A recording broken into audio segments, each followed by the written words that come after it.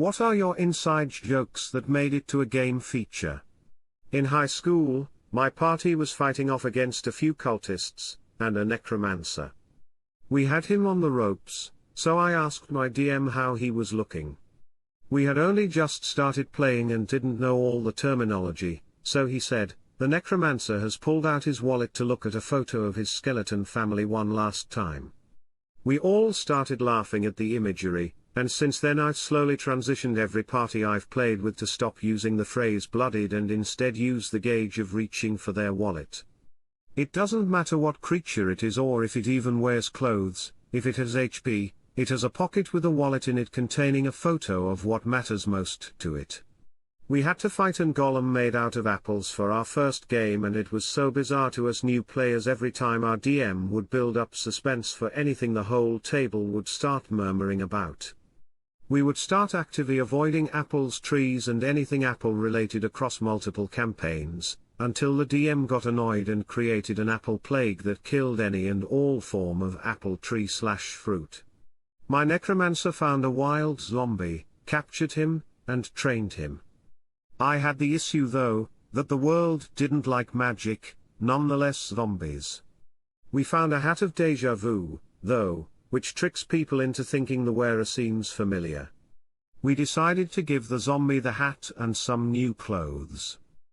DM thought it was hilarious and gave us some leeway with the hat, so no one could actually tell he was a zombie, like disguise self, they just saw him as a barbarian man. My necromancer then came up with a cover story that the barbarian man came from an isolated tribe that took a vow of silence to defeat magic, and I was his translator for the outside world. Scholars took note, and Zuzu of the Couscous tribe became a part of the world's history.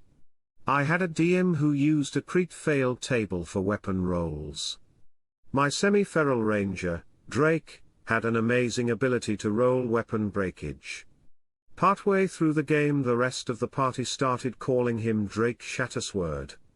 The DM actually ruled that his proficiency/specializations extended to broken swords.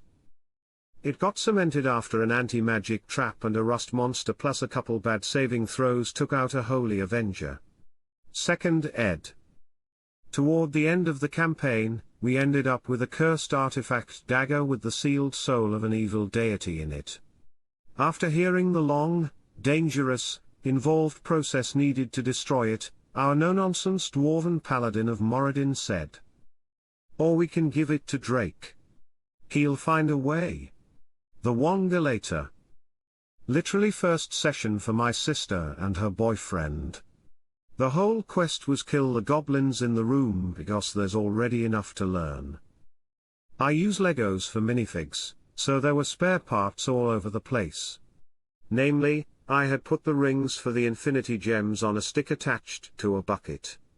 Didn't want to throw them away for some reason, so I just put them off to the side. Didn't want them to fall off, so I put a saucer on the top of the stick. Sister fixated on it. Determined it was clearly there for me to reveal at a later point in a room as some kind of trap/magic device. Couldn't just leave that hook dangling. So turns out all the goblins were trying to make this thingy work. Time was running out, so when the wrestler boyfriend drop-kicked the last guy into the Wonga later, I said it insta-killed him. Fast forward 2 years of real campaign. And I need a way to compress souls into gems. Thanks for the callback sis, because guess what's back? There was a point where my players, including a Way of Mercy monk and on/off pacifist, were fighting some guys and a boss on top of a church tower. It ended up with one dragonborn mercenary left alive, who had turned on them mid-fight to try and kill them. They decided the best course of action to deal with him would be to toss him off the tower and, in their words, let God decide. They wanted me to discreetly roll a d20 to see if he lived or died, and I was into it, so I did. I didn't tell them the result, and we moved on. Several sessions later, I needed some henchmen for a bigger boss, and guess who had miraculously survived his fall from the church? A certain 18-rolling dragonborn with a huge grudge against the party. The fruits of that decision led them to figuring out ways to leave things up to luck more often. I guess they liked it when things were more unpredictable that way. I was brought into an existing game by my girlfriend. My character, chaotic good gnome cleric, runs into the party, necromancer, half vampire, and a wizard, in a dungeon and offers to go with them so I can bring the guy they are looking for to justice. Along the way we get to talking, feeling each other out for how we fit together. We find a bag of magic beans at some point and discuss what to do with it. Cleric, beans are high in fiber. We could eat the beans. Necromancer, I don't think that's a good idea. Cleric, can I have just one to cook? Necromancer, just one, hands over. Now, what do the rest of the beans want? Do you want to be planted?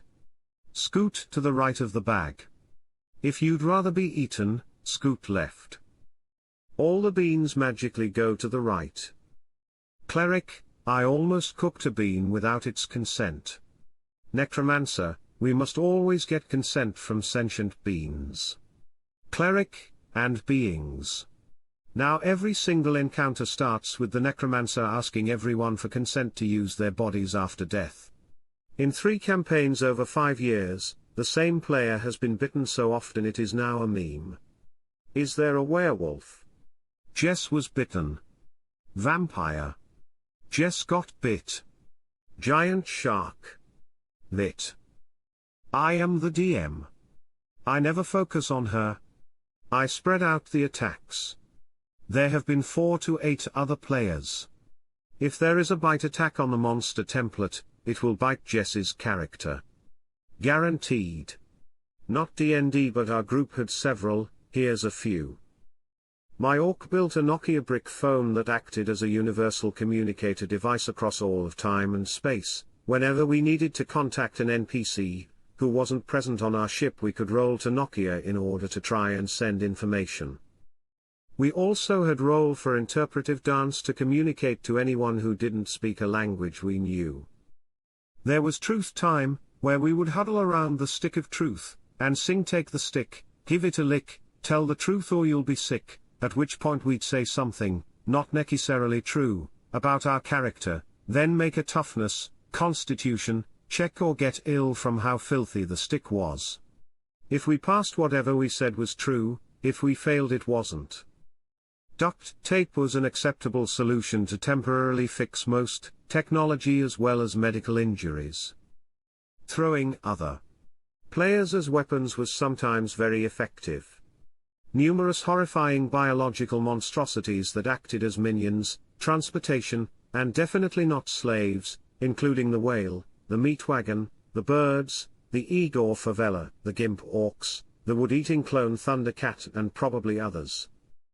Art attack, where we take a break from the game and draw something relevant to what we're currently doing, such as a propaganda poster to motivate people to die for us. There are a lot. But here's one. My group and I have been gaming for over 10 years. And most of us switch up roles for DMing duties, different games entirely each time, when one of us gets burned out. When I first started those many years ago, I created a couple taverns in a town whose names instantly told you what kind of tavern it was. The names were the Dented Mug and the Flirty Sprite. My group, who were TTRPG veterans even then, loved the names. They loved the names so much, especially the first one, that they have gotten reused by all of us in all of our games. Even in non-D&D ones. It's become sort of an expected running gag at this point. I'm currently running a PF2E game and, of course, there's a Dented Mug and Flirty Sprite in the main town. Hell, one of the players works at the mug during downtime. Stupidly good craft checks. None of the players gave their PCs crafting skills. None of them. Every single one of them at one point or another decides to make a craft check. And rolls a natural 20 every damn time. It got ridiculous. Literally every time the craft did something. Natural 20. Meanwhile they would also inevitably fail every single climb check. My player decided to learn the Minotaur language for a one-shot. It was a random decision in an anything-goes comedy session. The DM never knew he'd made that choice, and was planning to totally stump us during a puzzle. The door is magical, yes, and the runes inscribed on it are totally inscrutable to you. Wait, but what language is it? Oh. Which ones do you speak? Common, Primordial, and? Minotaur. Fuck. You can read it. Since then, I've canonized Minotaur as a language in my new campaign setting. And there's a strange motif of wizards crafting puzzle doors with Minotaur tunes inscribed on them. Rolling for golf. If you go for serious overkill on an enemy with a heavy weapon, you get to roll a d20. That's how many feet their head goes when you detach it from their body. Once somebody rolled a nat 20 on golf and sent a kobold's head straight into another kobold. In my campaign, while the rest of the party was dealing with an abusive father, the dwarf innocently taught children who were previously attacking a poor pig about a dwarven family game called Pigstick, in which they chase the pig and poke it with a stick to coax it into their opponent's goal. Sessions later, the players encountered a Pigstick championship. They entered and, with a bit of haste spell cheating, won. Much later, we ran a LV-21 shot in an alternate reality. Tiamat had taken over the world, and the only way to defeat her was to use this enormously powerful, highly explosive magical sphere that, due to its immense power, had a mind of its own and would roll in its own directions. The only way to corral it was to use magical staves to adjust it back into the right course. So that's right, I wrote an entire one-shot that ended in the party playing nuclear pigstick with Tiamat. So our DM at the time would always start every campaign with us in a village, and all of a sudden it all went up in flames. It even continued to any village we encountered that was not made of stone. It would just spontaneously combust. This would continue for every session and campaign introduction. Got so out of hand that we decided to ignore the evil warlord and began investigating the arsonist. We even started a guild dedicated to it. So now every time a village is on fire in any campaign or storyline, we all rush to find the clue to who this evil arsonist was and why he was obsessed with the destruction of flammable villages. At one point my friend drunkenly yelled "Hail, travelers!" at a group of bandits that we were trying to sneak up on. For some reason it was hilarious and it stuck. Now "Hail, travelers!" is our preferred greeting for everyone in the group, and it has spread out and is now how almost everyone in our Discord greets people. I have 3 level 30 NPCs that haunt my games. They are immortal, a warlock that consumed a part of his old god patron, and the paladin and rogue that have been cursed to hunt and find a way to kill him. Usually they work in the background and you don't see them directly. My son, an autistic 14-year-old, loves the colors green and red. So one Christmas game I ran with him made a shiv from a green and red candy cane and used those as daggers. Now every time he plays a game he incorporates a candy cane dagger somehow into the game and then rolls a diabetic multiplier to see if they are poisoned by the candy canes he stabs people with. This is gonna sound really dumb, but in my first campaign we were all fooling around. This one time we asked an NPC what he did to pass the time, and the DM tried to say something that could very loosely be interpreted as masturbating, but instead sounded more like he played an instrument. Roughly translated it would be something like "I fiddle the gadolin." Anyway, several sessions and a lot of shenanigans later, the gadolin became an official instrument in our setting. In a campaign my Sylvanus following ranger was not a very big fan of Talos worshippers. Unintentional via the DM I did however end up being the one to get hit by every single lightning-based trap, spell, and attack. It was a meme at this point. It culminated to the point where it's just been accepted that Talos has a personal hate of my ranger, so I'm a lightning rod. I've been shocked so many times the DM gave me resistance to lightning, however he doesn't even roll and I just get hit, a bonus considering I get hit every time anyways. There was a shrine that would allow a player to gain the ability to cast lightning bolt 3x times. DM said fine, from now on when you're hit you can recharge it. It's gotten to the point I've been walking, he rolls a random environmental effect, hits a thunderstorm, and I get struck. My ranger yells up after standing back up, "Is that all you've got?" and proceeds to get hit again. Footprints in the snow. We was hunting a white dragon in some snowy mountains, and after having beaten it to fleeing from its cave we waited for its return. After a month's wait time inside its cave we went outside only to see it had waited outside the cave higher up the mountain. It surprise attacked us and landed on the wizard as he had been the crazy DMG that had made it flee. He was barely alive, turned invisible and legged it away from the dragon. When it was the dragon's turn again it couldn't see the wizard, so turned its attention to the rogue. The rogue's character said, "Wait, wouldn't there be footprints in the snow it could use to track the wizard?" The GM had "oh that makes sense" moment and one perception check later the wizard faceplaned at the snow. We killed the dragon and rest the wizard. After that fateful fight, that line is used for when a player gives the GM a bit of info which helps the baddies we are fighting / puts the players into a harder place. This might be footprints in the snow, but you said last session you didn't have armor onto this event, so a 13 does hit you. No. Have been using it for 16 plus years. D. What is the worst that could happen? In Warhammer 40k, death is not the worst that can happen. You can be taken to eternal torment either by the Inquisition or demons, or be trapped in the warp, demon home plane. So sometimes before doing stupid stuff that might get us killed we say this because death of one's PC is not the worst that can happen. In my first campaign I once misspoke, and said dwarfen instead of dwarfs, was thinking in my native language. The players were full-blown laughing their asses off for several sessions. Started a new campaign recently, with a new setting. One of the old players is still at the table. So I decided that the dwarves should be renamed to dwarfen in my setting, and the players love it. My group gets a lot of mileage over the fact that spyglasses cost 1,000 gold. They've had quest givers pay them in spyglasses, had enemy familiars steal them, and we'll move heaven and earth to get them back, had the rogue bring down the wrath of the town guard and half of the guilds in the tri-state area after stealing a shipment of them. Etc. etc. I've been slowly building my world as the players reach new areas. 2 of the players started south of the capital city, Alderin, in the woods.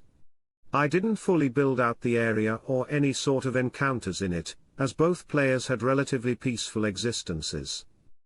They ran into an NPC who asked about their stories, and when they said they were from the woods south of the capital, the NPC said, "Really? I've been almost everywhere, and even I wouldn't go there," to which one player responded, "Yeah, I'm kind of a badass."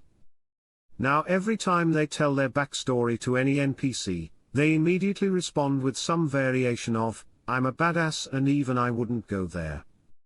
Another player is actually from the capital, and has started playing along. "I've been there all my life and nobody I know has ever gone to the woods. I couldn't die, I just couldn't die, every death save, a nat 20, every saving throw from an attack that would instantly kill me, succeeded, so I just became the tank automatically. I just kept dying, and it kept working. Every fight went like this: burn trough spells, die, wake up, repeat." Context: we were level 5 and our wizard had 37 horsepower, I had 39, the others had 45 horsepower or more. My familiar becoming bloodthirsty. This is in PF1E, mind you. But repeatedly I'd use control spells to render enemies, usually kobolds or gobbies, helpless, usually sleeping. Then I'd send my familiar, a little snub-nosed Persian cat, in to cope to grass them, allowed by the DM. Picture one of those snub-nosed furballs just leaning in to tear out the jugular of a kobold. That's what happened. Repeatedly. My wizard never missed with his crossbow in his early levels but also hit ones for damage almost every time, so it became the magic item crossbow of extreme accuracy but questionable precision. I also had a kobold artificer pretending to be a warforged and rolled a nat 23 times in a row against investigation checks by party members over whether he was an actual warforged and gained permanent advantage against future checks. They now rabidly defend any accusations against him. Hey there, fantasy fans. If you're looking for an epic listen, you have to check out Rosamund Pike's narration of the Wheel of Time audiobook. Rosamund Pike brings so much life to Robert Jordan's world. Her performance adds an extra layer of depth to the characters, making the story even more immersive. Whether it's her portrayal of the fearless Aes Sedai or the intense magical battles, she nails it. It's like experiencing the Wheel of Time in a whole new way. And here's the best part. You can get it for free with Audible's 30-day trial of Audible Plus. You'll get access to this incredible audiobook and more, completely free for a month. So if you're ready to dive into this massive fantasy world, this is the perfect way to start. Don't miss out. Check the link below and start your journey today. 100% free for qualifying people. Completely free. Click the link. At one point, a beg was doing the standard "I'm here to monologue at you, but not to fight you" bit to get introduced, and my PC had a sneaking suspicion that they weren't actually there. Being the practical sort, instead of asking, PC picked up a pebble and tossed it at the beg mid-monologue. Beg was not amused to find a rock flying through his illusory image. Thus it became a thing where any time someone sketchy showed up, they got a pebble to the chest. Which isn't that funny, I'll grant you, but... Player, I look for a pebble on the ground. DM, you find one. PR, I toss it at the guy. DM, guy, it bounces off his chest, and he says, "Yes, I am actually here this time." PR, I look for another pebble. Hi, we're from HR. Our group hasn't been playing very long, but in the middle of our first campaign, we needed info. We ran into a group of would-be enemies and our bard decided to charm them by telling them she was from HR. It worked like a charm and she got them to tell us everything we wanted to know. Now every time we need info and encounter enemies, we try to convince them we're from HR first. Honestly, it works way more often than one might expect. Trip Trap Charlie, a trap enthusiast who made a habit of leaving traps in unusual places. He was our scapegoat for any and all non-magical traps that seemed out of place or lazily tossed in by the module author. His calling card was a little paper tag tied to every trap with TTC, "If found please return," but no means of finding him. Players were looking for a map for the area. The map maker was mute, which took my players by surprise. They thought I was just being difficult, as I mimed everything. I mentioned that this cartographer was mute, that's when gears clicked. Their faces were priceless as they finally understood this dude was the silent cartographer. Not sure if this counts, but there's a recurring character in all of my group's games no matter who's DMing, the pallet gnome. Think the garden kind, not the normal D&D kind. If a player can't make it to a session, the gnome comes and hauls them away on a wooden pallet, usually in the middle of a long rest. We all know he has a stat block, but we also know better than to fuck with him. 3.5e story. In the first ever time I played or was introduced to D&D, I played a dwarf fighter, follower of Moradin. I was always very reclusive, but one of the guys at the table, human cleric of Pella, and I just hit it off and we would joke and banter back and forth. We would jokingly say that we worshipped a great mighty Vorpal moose. As the campaign went on we kept adding things. The moose was a god over gold, sex, beer, rock and roll, etc. The DM wanted in on the joke and had us meet our god, saying that through our faith and belief it had come into being.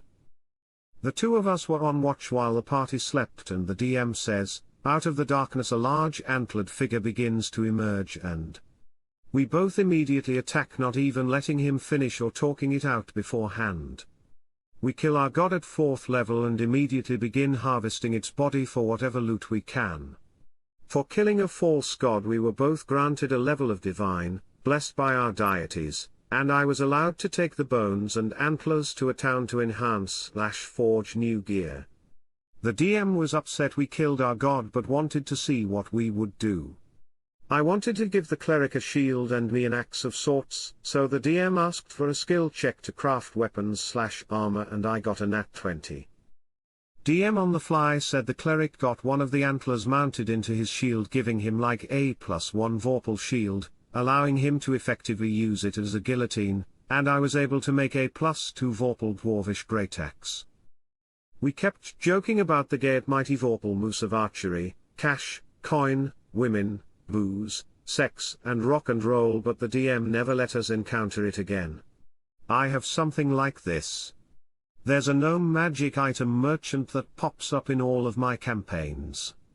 He always alludes to being a powerful wizard that was kicked out of wizard school for accidental crimes against humanity. He's secretly a 20th level wizard. Recently had the chance to make him the head mage for a Crusader church order, and boy, did my party enjoy seeing how creatively a 20th level wizard could kill their enemies. Monkey gambling is illegal. Let me be clear, monkeys gambling is not illegal. Furthermore, gambling on monkeys is perfect legal. However, gambling on monkeys gambling, known commonly as monkey gambling, is illegal. This came about because I had the party go to a shady alleyway gambling house and just described it as monkey gambling. Later on it expanded, and is now one of the few federal laws of the Empire. We had an omelette bag, but then we had to ban it because it caused too many problems in the game. Skeptical. Like the name implies, it's just a burlap sack that has a cooked omelette with a lot of feta cheese. This came as trinket for one of the players and friend I DM for. Well, this stupid bag has caused a PC puking on the shoes of PC who's joining the party and table for the first time, causing a man to fall overboard on ship due to the rancid smell from the bag. And the worse offender, bringing in the town guards because it led to an altercation with the PC who had the original bag and the innkeeper because he opened the bag, which has been on him for over a month, which released a so rancid odor that it forced everyone vacated the inn. Long story short, that PC cannot step foot in town because the party used suggestion to convince the guard captain that they are bounty hunters and they were tasked to capture a famous child killer in order to save his sorry butt. After that incident, we as a table banned the bag. Best inside joke to date. Edit, formatting. A boulder named Hadouken. I was DMing my first ever campaign/game, nervous AF, drastically unprepared, so stuck improving most of my material. Players are 3 guys trying to infiltrate/take over an orc camp, find the secret escape route/tunnel and use it to infiltrate the camp. Find a storeroom with a bunch of chests. Half-elf Rouge finds a bag, but can't see inside of it, so they turn it upside down. I roll on my homemade random item chart, get 15 feet SQD boulder. The hell do I do with this? Screw it, roll reflex save. Success? Laughs around the table. Quite rogue, player, light bulb pops. Asks if he can put the boulder back in bag. Make the ruling sure, but it's all it'll hold. Says okay, that's all he needs. Rogue walks to the mouth of the cave overlooking the orc camp, sees the terrain is ideal. Yells/screams profanities about the orc moms being hamsters. Successful persuasion. Roll. The entire camp is angry and charging uphill towards the rogue. Rogue waits the screams Hadouken. And thrusts Ray Boulder out the bags and lets gravity take its course. Bad rolls on my end, Rogue almost single-handedly takes out small army, rest of the party mops up the rest of the lucky guys that aren't crushed in some way. They claim the camp as their own and the rogue has a new op weapon. Great success. Kind of a simple but highly chaotic rule. If any one player in a single session rolls 3d6s in sequence and they are 666, a demon will randomly appear and they'll have to fight it. So far it has happened 3 times in the last 5 or so years of play. Always a joy. Nat 2's always hitting, but always rolling minimum damage. So while we were waiting for that last couple of people to arrive, me and one of my friends, being the chaotic young guys we are, decided to fight a little bit. No reason other than we were just bored. I'm usually the winner in these as I'm the biggest by at least a good 5 inches and 30 pounds, but it was a heat wave and I was outside working. Needless to say, he got me in a headlock and I just blacked out. I woke up a few seconds later, woozy, but fine. He got up worried and got me some water. I tried to get one last punch in, but I was too dazed to do much, so I just kinda gave him a tap on the cheek. We laughed it off, but I stayed on the ground for a bit longer. When I got up, I ended up rolling my die and add up the numbers to get my brain up and running again. I rolled 15 2s in a row.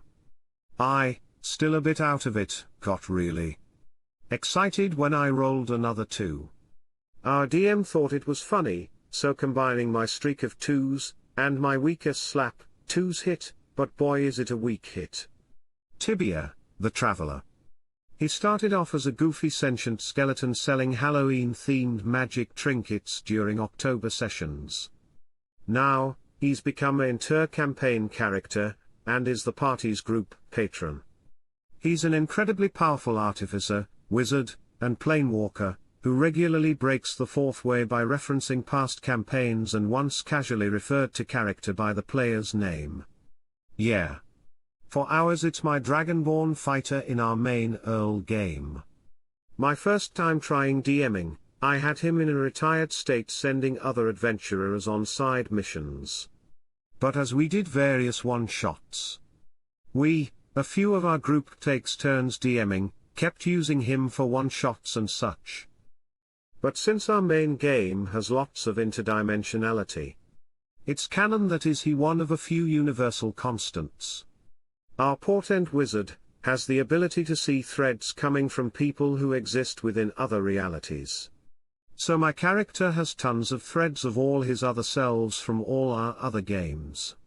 Someone the party had fought, and had dinner with, before was invited by the party to dinner, and an ambush, in preparation for the invasion of a city.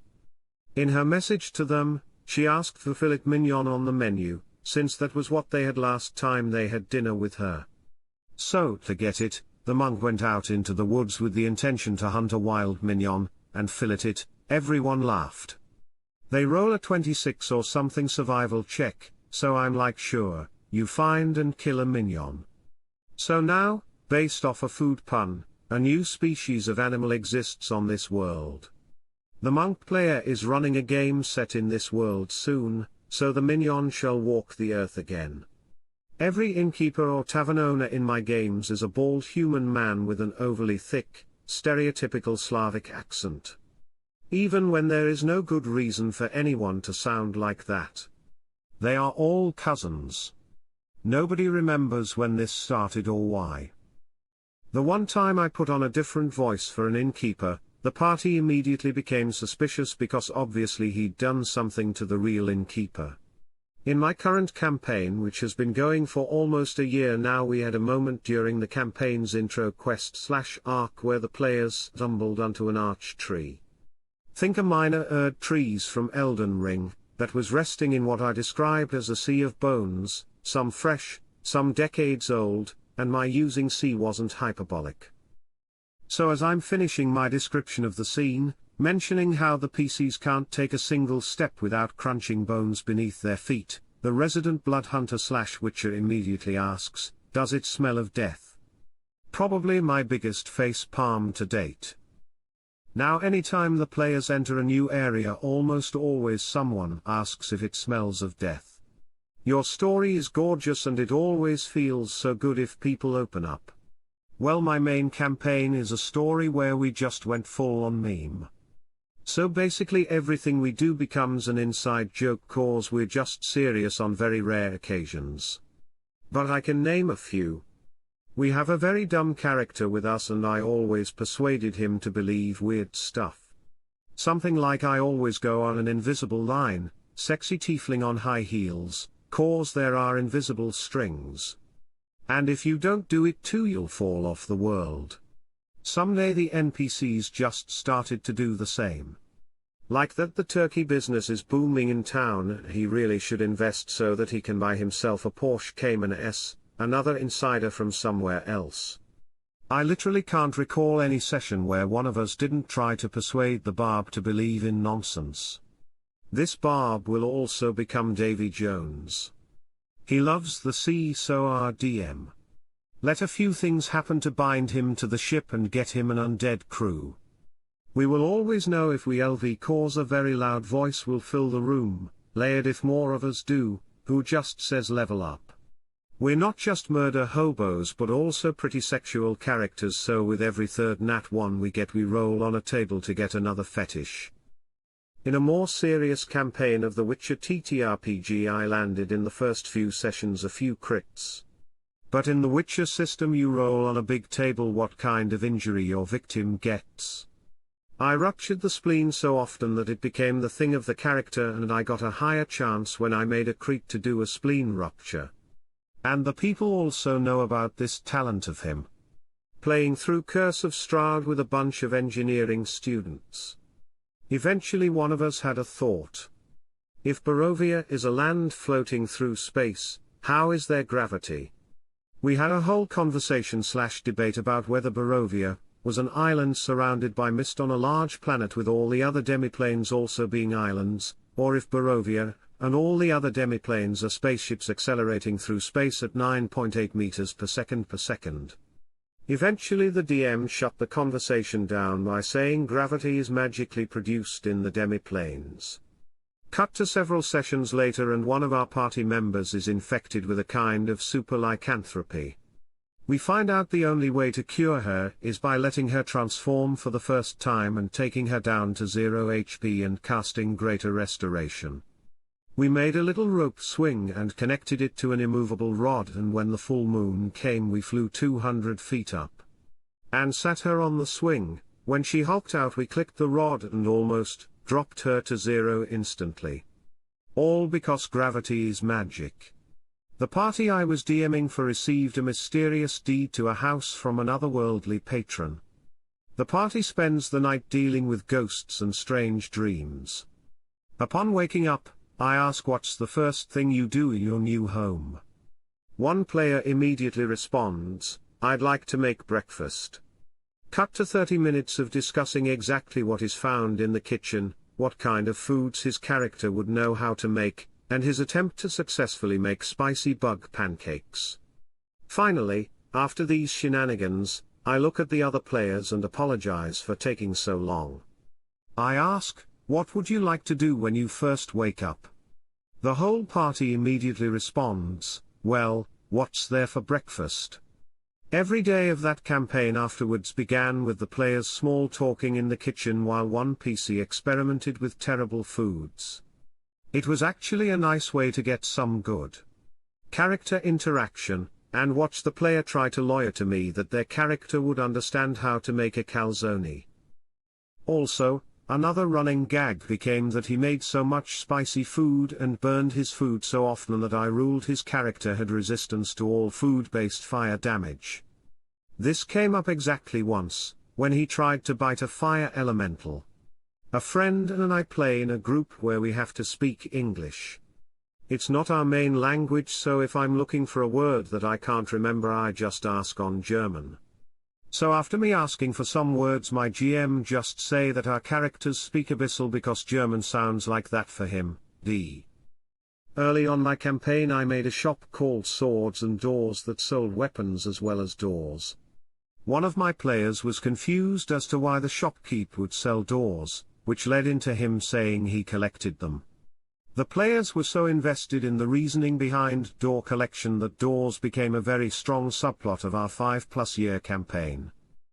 As of now we have a PC that comes from a family of door makers, the party has their own collection of rare doors, and we are about to enter the Door Con arc where the capital city celebrates door culture and has a tournament for best door. What I thought of as a one-off joke ended up becoming a driving plot of our campaign. My DM tried to describe a horse as emaciated but accidentally said emancipated, so now whenever we roll low on a perception check, or he just feels like it, there's our horse we named Martin just there.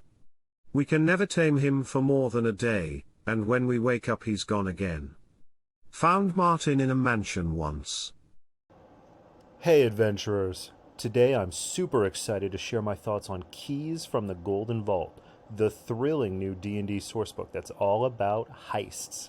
If you're into clever planning, stealthy maneuvers, and daring escapes, this book is for you. What I love most is that it's packed with heist adventures for every level, so whether you're a new party or seasoned veterans, there's always a perfect challenge waiting. The artwork in this book?